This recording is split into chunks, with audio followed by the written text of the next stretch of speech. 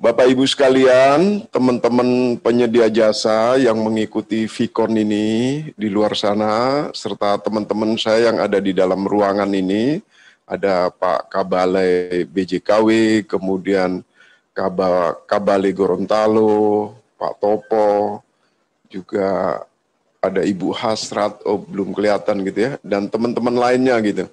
Assalamualaikum warahmatullahi wabarakatuh. Selamat pagi, salam sejahtera buat kita semua. Saya tetap ditemanin, di luar sana ada Mas Indro. Halo Mas Indro.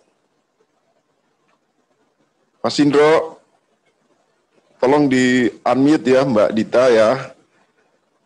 Mas Fani, halo. Ya, selamat pagi Pak Direktur. Oke, Mas Fani sudah ada. Mas Indro-nya belum ada ini? Belum Pak, belum join Pak.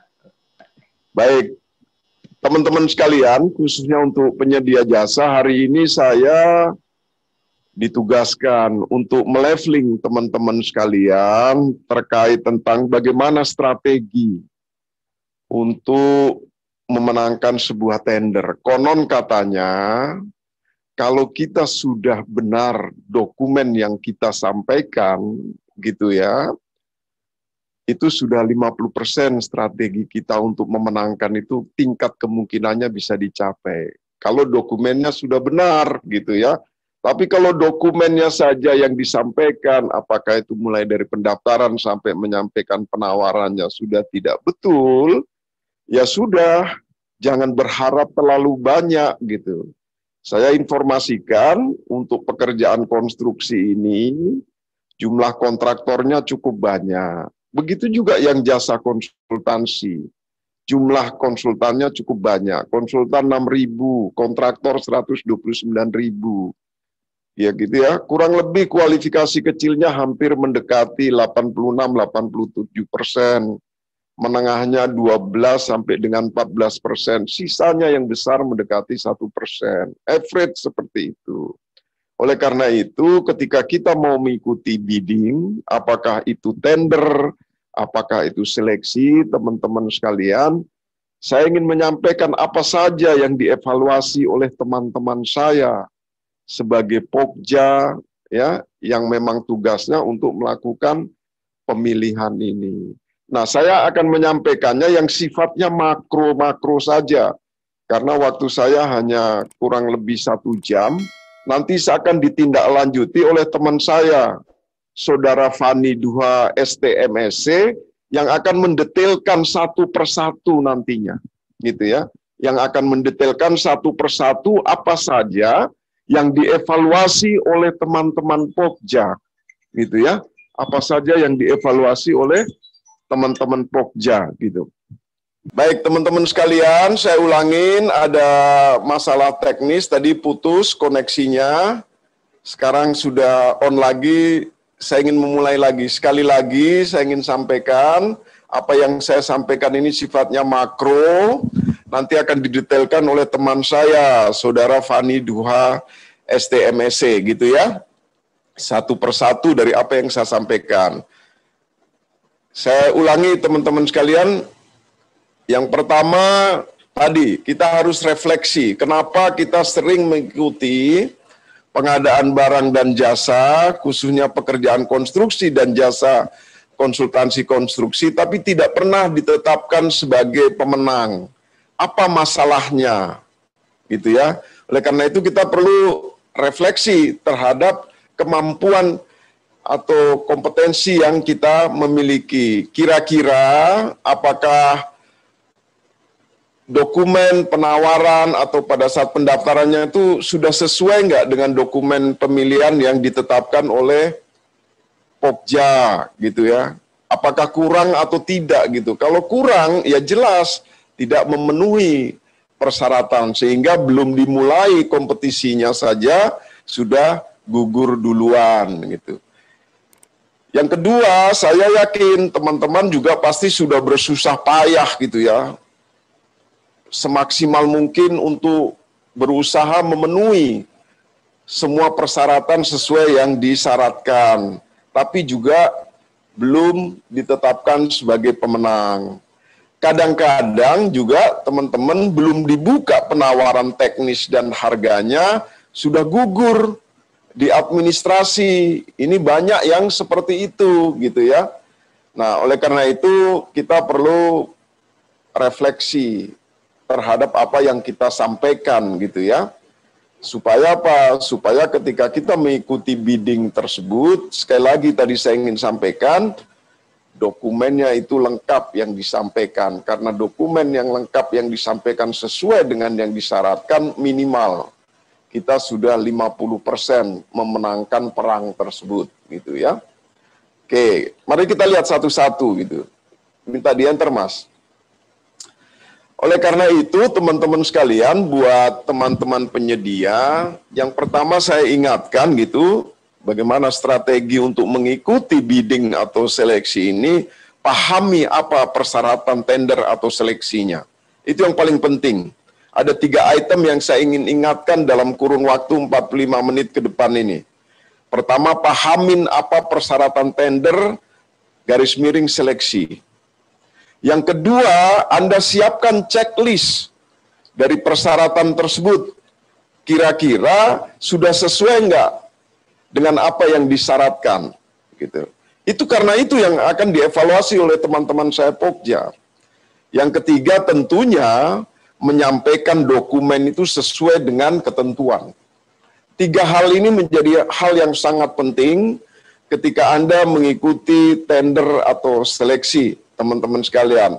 Nah, mari kita lihat satu-satu, gitu ya. Teman-teman sekalian ya, saya ingin ingatkan bahwasanya ketika Anda ikut bidding atau Anda ikut seleksi, yang dievaluasi itu 2. Gitu, yang dievaluasi itu 2. Yaitu yang pertama kualifikasi dari penyedia, kemudian yang kedua kualifikasi penawarannya. Gitu ya. Itu saja Bapak Ibu sekalian. Kualifikasi dari penyedia ini sifatnya kemampuan atau kompetensi daripada penyedia. Yang kedua kualifikasi penawaran. Itu di dalam pemilihan penyedia jasa yang dievaluasi oleh teman-teman saya Pokja. Nah, masing-masing kualifikasi penyedia itu di breakdown lagi ada 3 item yang dievaluasi yang harus memenuhi persyaratan. Pertama, administrasi. Yang kedua, teknis. Yang ketiga, keuangan. Itu untuk kualifikasi penyedia. 3 item tersebut, ya, untuk kualifikasi penyedia. Yang pertama yang dievaluasi administrasi, kemudian teknis, kemudian keuangan. Terus kemudian bagaimana yang kualifikasi penawarannya, gitu ya. Juga yang dievaluasi adalah administrasi, teknis, kemudian harga dan biayanya. 3 item ini yang harus Anda buatkan checklistnya, Bapak Ibu sekalian. Oleh karena itu, teman-teman sekalian, mohon dibaca dengan seksama apa yang tertuang di dalam IKP. Ya, tolong dibaca dulu. Ya, apa yang tertuang di dalam instruksi kepada peserta dari paket yang akan ditenderkan tersebut. Yang kedua, Anda baca dengan seksama LDP-nya. Lembar data pemilihannya juga Anda baca. Yang ketiga, lembar data kualifikasi.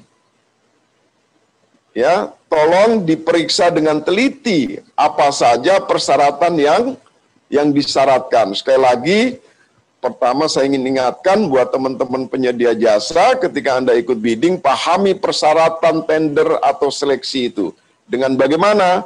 Baca dengan seksama apa yang tertuang di dalam IKP, LDP maupun LDK. Setelah itu periksa dengan teliti apa saja persyaratan yang disyaratkan. Karena apa? Tadi sebenarnya yang dievaluasi oleh teman-teman saya yang kebetulan sebagai Pokja, tadi ada 2 item. Kualifikasi penyedia, kemudian kualifikasi daripada penawaran.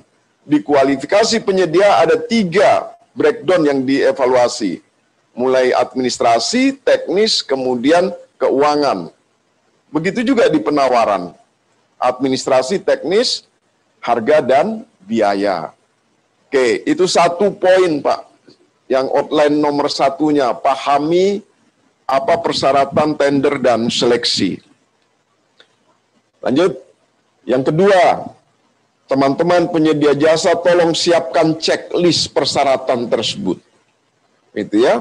Tolong siapkan checklist daripada persyaratan tersebut yang akan dievaluasi oleh Pokja nantinya.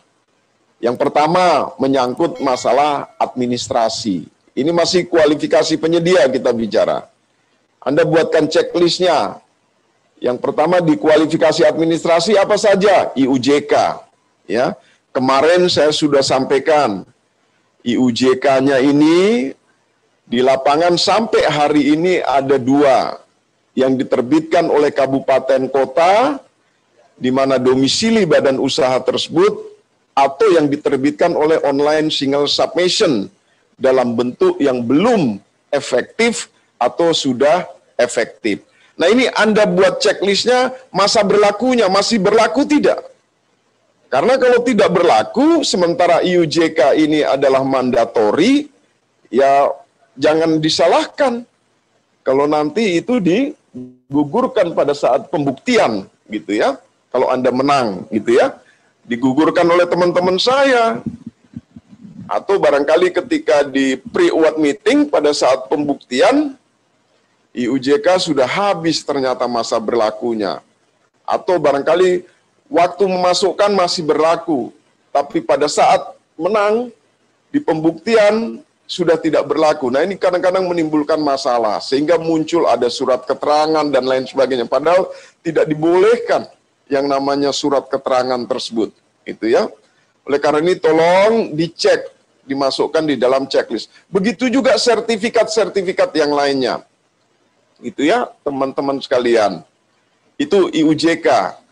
Yang nantinya mudah-mudahan ini ke depan ketika sudah terbit Undang-Undang Omnibus Law, kita sedang menyiapkan ya yang namanya produk statuter turunan daripada Undang-Undang Omnibus Law ini dalam bentuk RPP Cipta Kerja yang namanya IUJK itu nanti berganti nama menjadi NIP, gitu ya, menjadi nomor induk berusaha.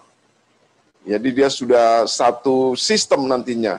Yang menerbitkan adalah online single submission. Tapi next itu ya, ke depan itu. Oke ya teman-teman sekalian itu IUJK. Yang kedua, jangan dulu deh, back lagi. Yang kedua, di administrasi ini SBU. Anda buat checklistnya juga. Pertama kualifikasinya. Kemarin saya sudah sampaikan, ya, kita sudah membagi segmentasi untuk pekerjaan konstruksi itu kecil, menengah, besar, begitu juga di jasa konsultan kecil, menengah, besar segmentasinya. Nah, kualifikasi misalkan yang ditenderkan itu nilainya 1,5 miliar, maka yang boleh ikut adalah yang kualifikasi kecil. Itu ya. Nah, SBU yang disyaratkan dengan kualifikasi kecil tersebut sampai dengan subklasifikasinya. Itu yang ditenderkan atau yang disyaratkan oleh teman-teman saya Pokja. Jadi Anda sebagai penyedia juga harus menyiapkan sesuai enggak SBU yang Anda gunakan tersebut sampai dengan subklasifikasinya. Yang ketiga, SBU-nya itu masih berlaku tidak? Karena kan masa berlaku SBU kan sekarang masih 3 tahun, Pak. Masih 3 tahun kan? Nah, kalau sudah tidak berlaku nanti ketika kalau SBU kan dievaluasi ya Pak ya, itu kan. Ya jangan disalahkan kalau teman-teman Pokja itu menggugurkan. Oleh karena itu buat checklistnya. Terkait SBU itu dengan detail kualifikasi, subklasifikasi, kemudian masa berlakunya. Yang ketiga masih dengan di administrasi itu KSO. Ya, masih banyak di lapangan ditemukan kesalahan berkaitan dengan KSO. Saya kemarin sampaikan, KSO itu tidak wajib, tapi kalau Anda mau ber-KSO, maka ikutin aturan. Ya, tolong dibuat checklistnya juga ketika Anda ber-KSO itu. Siapa saja para pihak yang ber-KSO. Itu ya. Kan kemarin sudah jelas ya, Kalau kompleks maksimal 5, kalau tidak kompleks maksimal 3. Lead firm-nya itu 70%. Gitu ya. Sedangkan teman KSO-nya minimal 30%. Gitu ya. Tolong diperhatikan sharing pendanaannya tuh, lead firm dan anggotanya, ya. Jangan sampai salah gitu ya, teman-teman sekalian. Jadi perjanjian KSO-nya, gitu ya. Karena apa? Kalau untuk menghitung terkait tentang misalkan kemampuan dasarnya atau sisa kemampuan dasarnya, maka yang dihitung itu yang lead firm yang ber-KSO tersebut. Ini hati-hati gitu ya. Oke. Kemudian yang keempat, di administrasi ini ada nggak akta pendirian dan perubahannya, gitu ya. Kalau ada gitu, dan sudah terdaftar belum, kalau ada perubahan di Kemenkumham. Ya, itu juga harus dibuat checklistnya oleh teman-teman penyedia jasa, gitu ya. Oke, ini persyaratan kualifikasi administrasi, gitu ya. Lanjut Mas, masih persyaratan kualifikasi administrasi. Yang kelima, SPT tahunan ini. Ini menyangkut masalah SPT tahun terakhir. Karena harus mengikuti kan kewajiban perpajakan gitu. Teman-teman sekalian. Sekarang kami sedang mengikuti rapat yang dipimpin oleh Kementerian Maritim ini. Dalam kondisi pandemi ini, Bapak Ibu sekalian, ada upaya relaksasi untuk menurunkan persentase daripada nilai pajak finalnya itu, Pak. Mudah-mudahan nanti segera disetujui, tapi sedang ke arah sana. Tapi yang saya ingin ingatkan di dalam checklist ini salah satunya SPT tahunan ini, tahun terakhir sesuai dengan kewajiban perpajakan. Biasanya itu terbitnya itu misalkan pajak tahun 2019 itu tahun berjalan di 2020 itu terbit itu SPT-nya gitu ya. Hati-hati teman-teman sekalian. Yang keenam, ada aturannya. Kaitannya kalau yang punya SBU lebih dari 4 tahun itu ada satu pengalaman gitu ya. Nah, pengalamannya itu dilihatkan dalam bukti kontrak ya, dengan menyampaikan bukti PHO paket pekerjaan yang telah diserah terimakan dalam 4 tahun terakhir gitu. Kecuali kalau badan usaha tersebut SBU-nya belum berusia atau kurang daripada 3 tahun gitu ya. Jadi tidak diminta yang namanya pengalaman gitu ya, teman-teman sekalian. Jadi kalau Anda punya SBU sudah lebih dari 4 tahun, ya Anda harus menyampaikan bukti kontrak gitu ya. Dalam bukti kontrak ini sebagai bentuk pengalaman ya, dengan menyampaikan bukti PHO paket pekerjaan yang telah diserah terimakan dalam 4 tahun terakhir. Yang ketujuh, dari perspektif administrasi ini juga SMM ya, memiliki brevet atau sertifikat tentang sistem manajemen mutu, sistem manajemen keselamatan konstruksi, sekarang sudah jadi SMKK dan sistem manajemen lingkungan untuk usaha yang besar dan kompleks gitu ya, teman-teman sekalian. Tapi kalau yang kecil dan menengah tidak semuanya harus tercover ini. Ini untuk yang kompleks dan besar gitu ya, teman-teman sekalian. Anda harus buat checklistnya. Barangkali itu yang dipersyaratkan oleh teman-teman saya yang kebetulan sebagai Pokja. Oke, lanjut. Nah, sekarang yang teknis. Kalau tadi administrasi, sekarang teknis dan keuangan. Masih dengan kualifikasi penyedia, gitu ya. Teknis dan keuangan. Tolong dibuat checklistnya untuk kualifikasi teknis ini. Pertama, menyangkut masalah bagaimana pengalaman untuk menghitung kemampuan dasar, gitu ya, teman-teman sekalian. Kemarin saya sudah sampaikan, sudah bergeser 15 tahun terakhir, kalau dulu 10 tahun terakhir, supaya ada ruang kompetisi. Kemudian kalau yang menengah itu apanya SBU yang disyaratkan sampai dengan subklasifikasi gitu ya. Tapi kalau yang besar ditambah harus sesuai dengan lingkup pekerjaan yang ditenderkan. Kemarin seperti itu. Nah, jadi saya ingatkan di sini untuk pengalaman dalam rangka untuk menghitung KD. Jenis paket pekerjaan yang disyaratkan apa? Terus nilai paket yang menjadi acuan untuk menghitung kemampuan dasar itu seperti apa? Tadi saya sudah ilustrasikan, kalau dia KSO, maka nilai KD yang dipakai adalah yang lead firm. Gitu ya, sekali lagi. Karena masih banyak pertanyaan itu. Gimana kalau KSO? Untuk menghitung kemampuan dasarnya, apakah anggota KSO juga boleh gitu ya. Jadi sekali lagi saya tekankan, jenis paket pekerjaan yang disyaratkan dan nilai paket yang menjadi acuan KD itu menjadi perhatian. Kalau Anda ber-KSO, maka nilai KD yang dipakai adalah nilai KD lead firm-nya. Gitu ya. Nilai KD lead firm-nya. Kemudian bagaimana perhitungannya? Perhitungannya itu sesuai dengan indeks BPS. Nanti Mas Fani akan detailkan gitu. Terkait tentang perhitungan bagaimana menghitung KD ini. Teman-teman sekalian ya. Mudah-mudahan juga nanti ada Ibu Kiki gabung gitu ya. Oke, itu yang pertama untuk teknis kualifikasi. Yang kedua, menyangkut masalah SKP, ini sisa kemampuan paket. Ya, untuk yang kualifikasi kecil. Gitu ya, Bapak Ibu sekalian.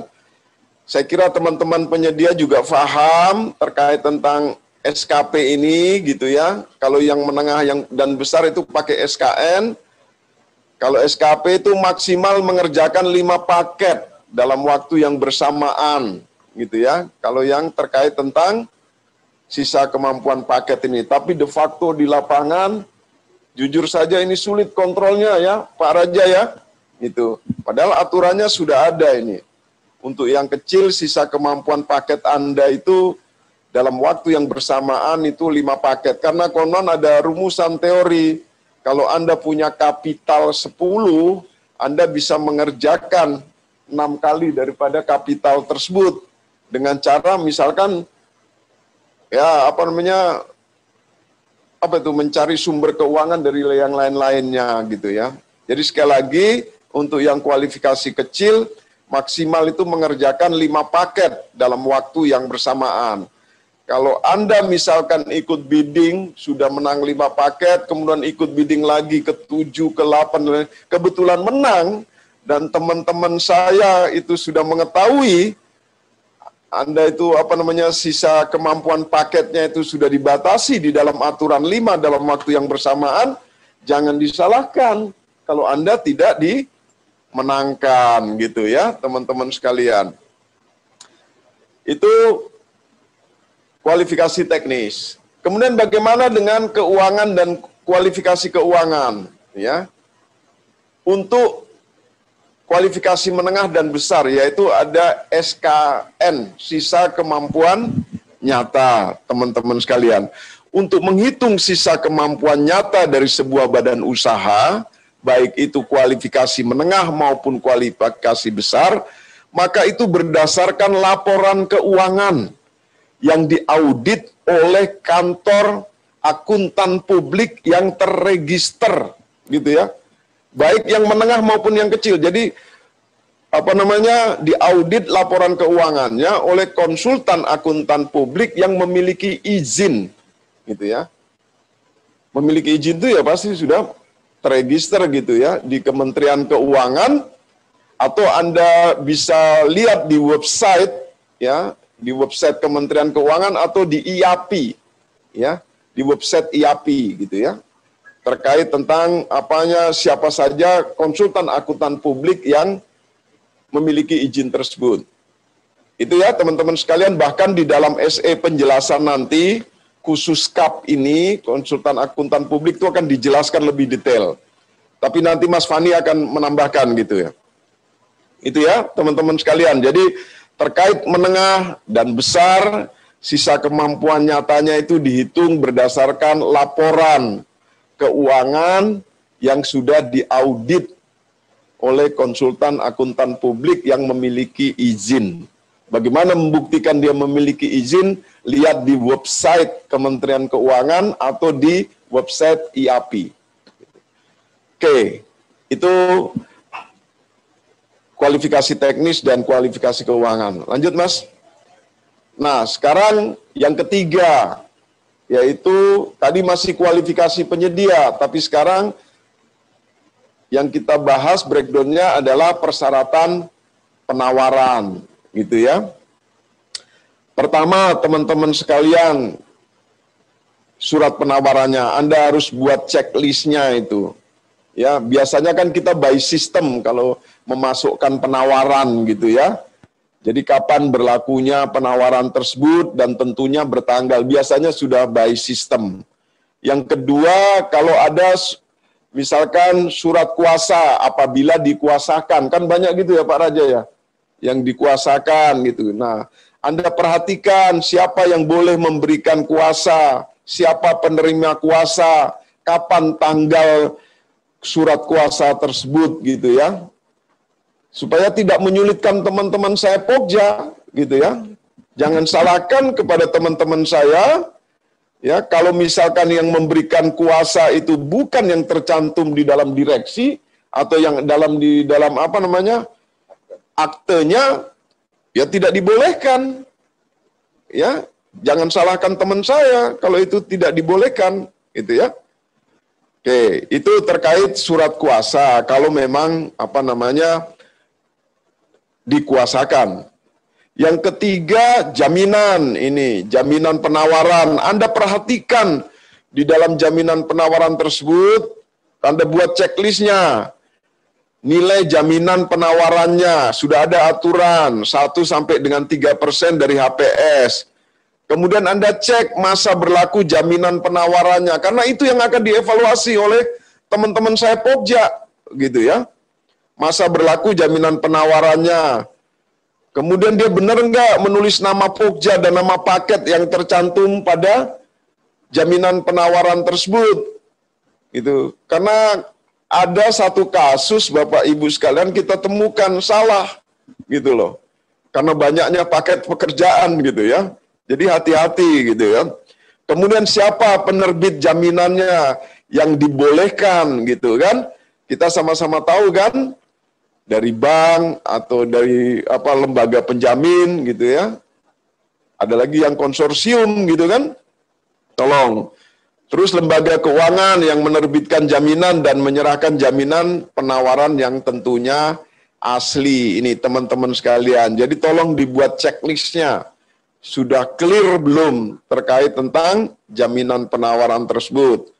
Kemudian ya sudah pasti dokumen penawaran teknisnya seperti apa. Itu kan harus ada. Kalau tidak ada dokumen penawaran teknis ya bagaimana teman-teman saya untuk mengevaluasi. Sehingga sudah pasti Anda tidak akan lolos, ya. Kemudian juga dokumen penawaran harganya itu harus ada.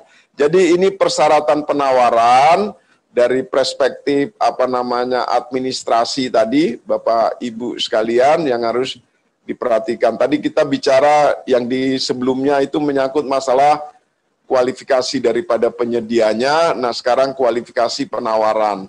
Nah, ketika bicara persyaratan penawaran juga ada administrasi, ada teknis, kemudian ada harga dan biaya.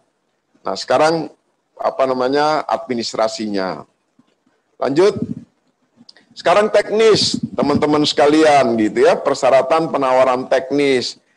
Anda lihat terkait tentang metode pelaksanaannya gitu ya, teman-teman sekalian. Saya ingatkan, kadang-kadang di lapangan masih banyak muncul pertanyaan, oh kalau yang kecil menengah tidak menggunakan metode pelaksanaan, tetap menggunakan, cuman yang dimiliki oleh PPK. Tapi kalau yang kualifikasi besar dan kompleks itu yang dikompetisikan, supaya ada inovasi. Ya. Nah, Anda harus perhatikan dalam metode pelaksanaan tersebut ya, khususnya untuk pekerjaan utamanya, sesuai enggak dengan peralatan yang diusulkan. Ya. Dan sesuai nggak dengan spesifikasi dan volume yang diminta gitu Pak. Karena itu yang dievaluasi oleh teman-teman Pokja, teman-teman saya gitu ya. Yang dievaluasi itu menyangkut masalah metode pelaksanaan ini kaitannya pekerjaan utama dengan peralatan yang diusulkan dan spesifikasi atau volume yang diminta gitu ya. Itu yang pertama. Kemudian yang kedua, jangka waktu pelaksanaan sudah tidak ada lagi gitu ya. Jangka waktu pelaksanaan pekerjaan tidak diatur di dalam tidak dilakukan evaluasinya gitu ya. Kemudian yang kedua, ini personil manajerial teman-teman sekalian ya.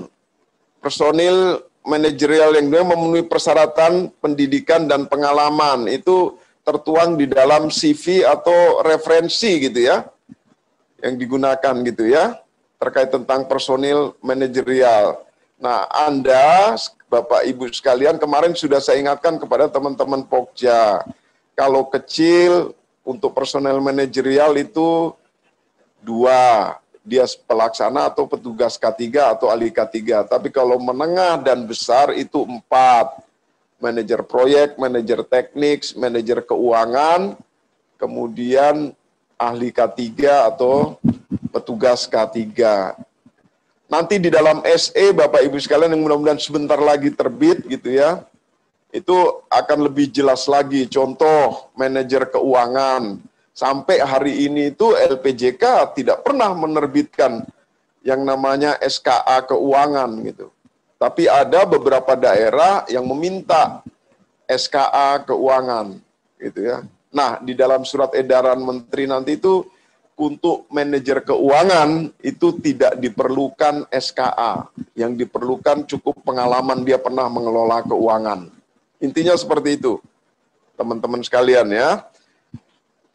Yang ketiga, peralatan tadi teman-teman sekalian ya, yang dievaluasi oleh teman-teman saya harusnya terkait tentang peralatan utama ini gitu ya, seperti kemarin yang saya sampaikan, jenis, jumlah, kapasitas, lokasi, merek, tahun pembuatan tidak dievaluasi. Oleh karena itu Anda buat checklistnya, jenisnya, jumlahnya, kapasitasnya sesuai enggak dengan yang dipersyaratkan gitu.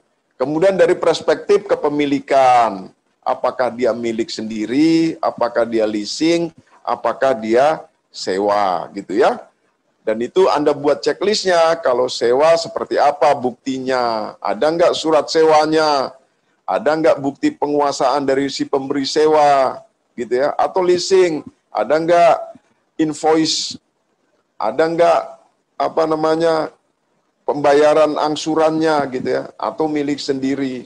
Ini contoh semua, Bapak Ibu sekalian.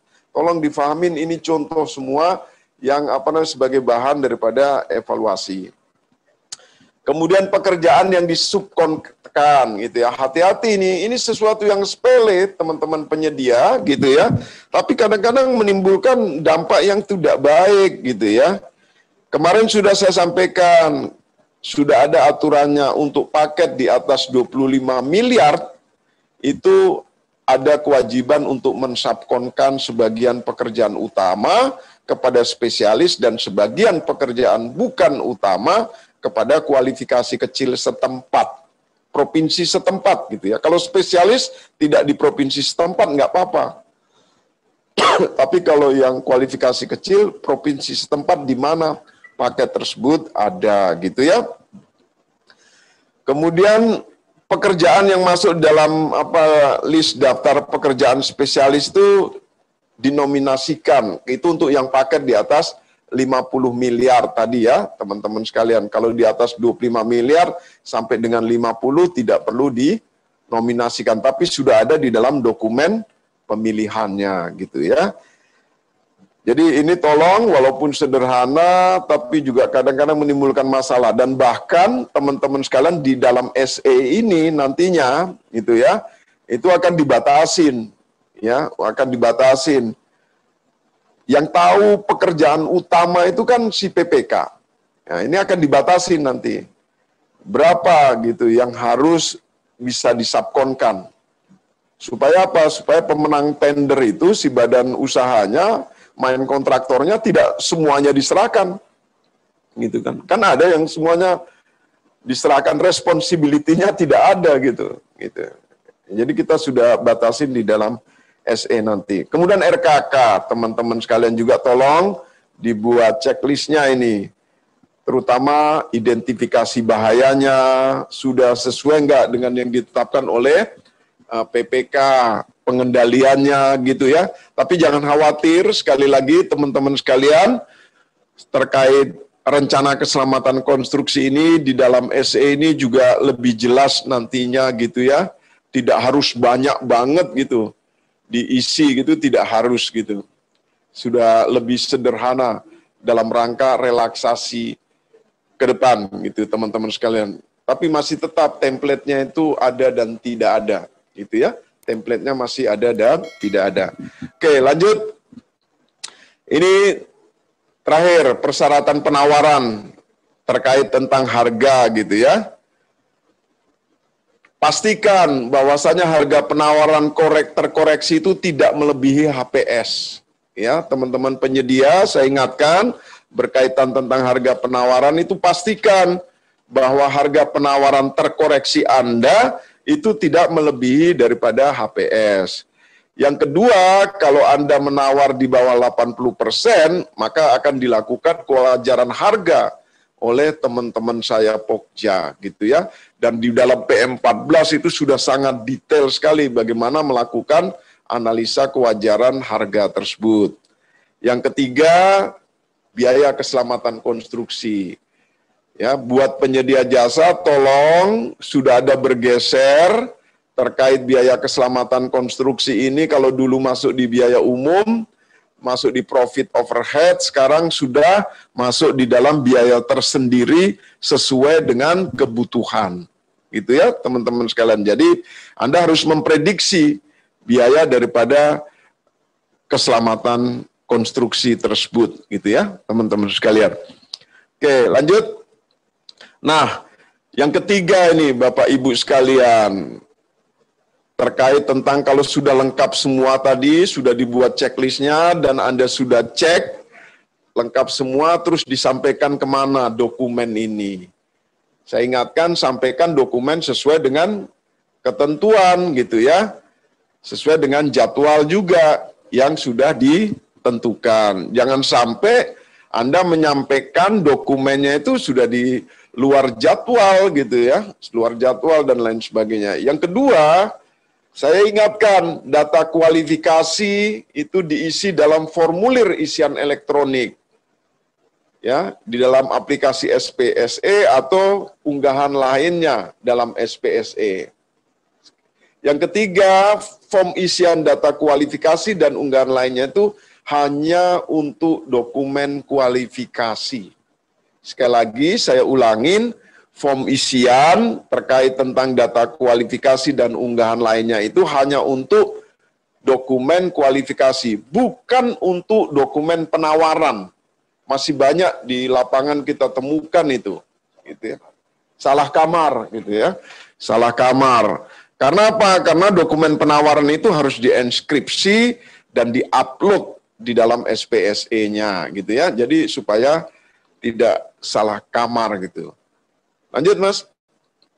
Saya kira itu, teman-teman saya sekalian, ada 3 item tadi yang saya coba ingatkan, ya. Ketika Anda mau mengikuti tender atau seleksi, itu poin-poin pentingnya yang nantinya akan